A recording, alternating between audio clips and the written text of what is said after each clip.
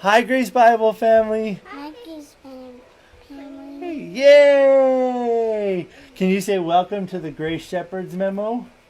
Right, like the circles. Thank you, guys. Let me reiterate what Matthew and Seth just said. Welcome to the Grace Shepherd's Memo, if you didn't catch that. Um, I figured if David can exploit his children, I can exploit Jeremy and Amy's kids next door every once in a while. Well, I hope you were able to catch all of Pastor Steve's message yesterday, and I think it is available on our website now, and it is available. It's much clearer. Thank you for your patience with all our streaming issues that we were having yesterday. But I think that is one of those, if you didn't catch the full entirety of it, please go back and also share it. This is one of those, there's so much out online right now. Let's make sure that we are sharing truth online rather than just all the other garbage that is out there.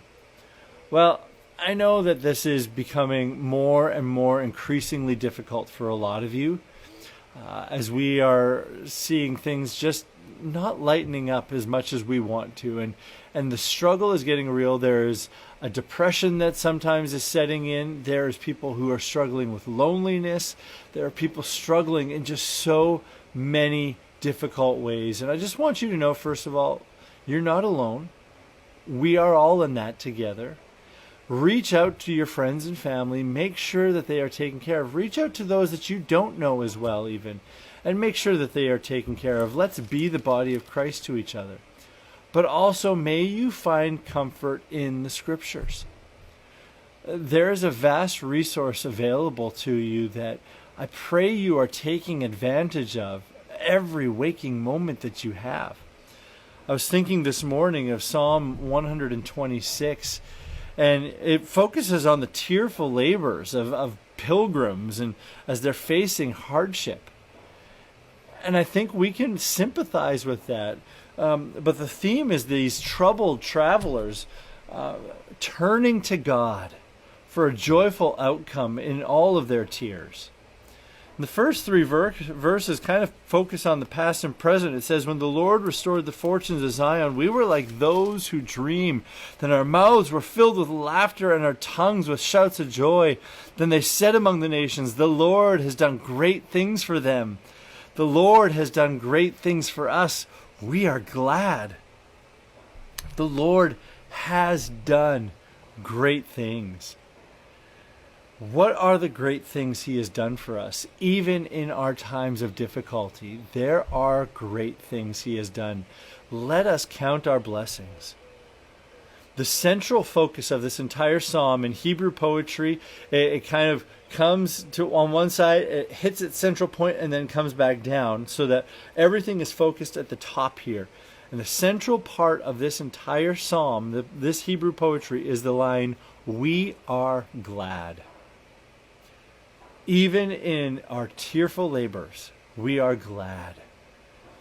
Can you be saying that yourself these days? And you can make that a choice to be glad. That is a conscious choice to be glad and to be thankful. It's not something that just stumbles upon us or that we stumble upon. The fourth and fifth verses say, restore, these start to focus on kind of the promised future joy that we have. Restore our fortunes, O Lord, like streams in the Negev. Those who sow in tears shall reap with shouts of joy. It's actually better translated, restore our captivity, O Lord. Why would they say that? Well, in dark times, often believers lose their spiritual joy. Have you lost your spiritual joy just because you're focusing on the dark time? Don't let that be the case. Steve Lawson says in one commentary that he contributed to, he says, the psalmist acknowledges that sorrow sown in difficulty will reap joy in prosperity when God works mightily in their midst. What a hope we have to look forward to. For this psalm ends, he who goes out weeping, bearing the seed for sowing, shall come home with shouts of joy. bringing his sheaves with him. He shall indeed come again with shouts of joy. The promised outcome is certain.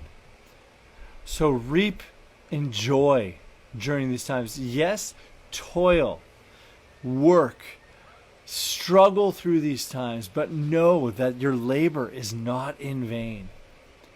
For the Lord is working, and He has asked you to choose to be glad even in these dark days. Well, I hope that this is an encouragement to you. I hope this will give you strength for today and bright hope for tomorrow. I look forward to talking with you again, and I look forward to our hymn sing again on Wednesday as we join together. Have a wonderful rest of your Monday. Thank you. Bye.